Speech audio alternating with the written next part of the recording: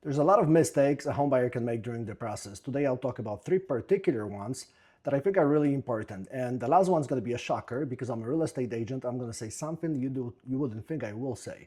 So stay tuned till the end. Number 1, lock in your area. What I mean by this, if you want to live in Schaumburg, Illinois, look in Schaumburg in Illinois. Don't go to Des Plaines, don't go to Elk Grove, don't go to Elmhurst. Reason for that, all these areas are different. The schools are different, the prices are different, the yards are different, the houses are a little different. The reason I'm saying this is for about the same price in all these neighborhoods, you're going to get a different house. Now, there's a reason you thought about the particular place in the beginning, okay? So make sure you know what you're looking for, you know where you're looking for, and stick to that area. Don't go look at 15 homes in Schaumburg and then go 8 miles away, say to Des Plaines, whatever it is, and start looking there, because ultimately, deep down, you know you're going to go back to Schaumburg, and therefore you're going to be wasting a lot of time, energy, and efforts. Lock in on an area. Make sure where you're looking to move is where you're going to look for the homes. Ask yourself questions. Is this because of school, because of work, because of commute to whatever? But make that decision before you start looking. Once you start looking, don't jump around the towns. 2, know your budget. Once you know your budget, say it's $400,000, stick to it. $400,000 is not for 50, it's not for 30, it's not $500,000. Actually, what you might want to do is go under a budget. The reason I'm saying this, you're buying maybe your first home, okay? You're going to have additional maintenance, maybe you're going to have some repairs. Now, you're still keeping your old bills. You have car payments, you have credit cards, you have your lifestyle. Maybe there's vacations you want to do, as you've been doing before. Now, don't make that house a stretch to a point where all you're doing is scratching your head every day and every night and getting extra work or extra hours just to make that payment.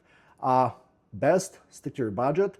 Probably the best, just go a little bit under. This way you're going to be calm, you're going to be fresh every day. There's nothing to worry about, and you're going to be happy with the house. You're not going to be worried about making the mortgage payment. And number 3, the shocking one, get a right agent.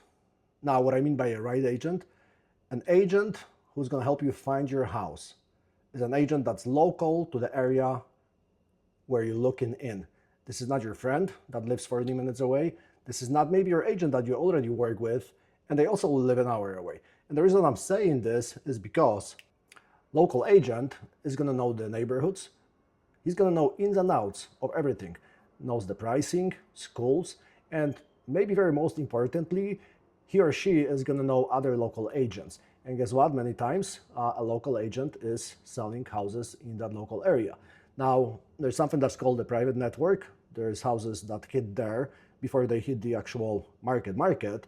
But there's also such thing as a pre-private, let's call it like this. So agents know each other, they talk, and somebody's going to say, hey, I have this coming up. Why don't you take a look? Now, this is your chance to get that house that otherwise goes into a market, goes into a multiple situation, you never bought it. So get a local agent or an agent that actually does actively sell homes in that area. Now, the reason I'm saying this is because if you decided to call me right now, and I live in Elmhurst, and you called me that you want to buy a house in Winnetka, say for $2 million, there's a lot of very expensive houses in Winnetka, Illinois, by Lake Michigan. It's an hour, well, number one, it's an hour away drive from my house. Now, how flexible or how available am I going to be? I mean, not really. Number 2, do I know the market? I don't. I can learn it, but still, it's not easy for me to get to Winnetka and drive back and forth and show you houses because I'm busy. Maybe if I was an agent that doesn't do any deals and just wait for that one phone call, yeah, I'm going to be happy to help you. But you want to work with a professional that actively does this and works where he works. So yes, if you call me you want to buy a house in Winnetka today, I'm going to refer you to somebody else. I'm going to say no to the $40,000, $50,000 check because, you know why? I've got better things to do here and I can help somebody in this area where I actually can help and not hurt. So that's the shocker because many agents will just do that. They'll go anywhere to get that check and get that commissions. And I'm not blaming anybody for this. Everybody needs money, but in your best interest is to find an agent that is local to where you're looking in. And a bonus one, easy one, self-explanatory. Have a pre-approval ready before you call your agent, or if you call your agent, asking for a loan officer if he or she can refer you to someone. But make sure before you start looking for the houses, have a solid pre-approval, know what you can afford, stick to the price, probably be just a little bit under this budget, but do get your pre-approval, please. If you call me and you want to work with me, one of my questions is going to be, are you pre-approved? If not, let's see what you qualify for. And then we're going to look for houses, not before. My name is Jack, Pysz. Give me a call if you need any help. Bye-bye.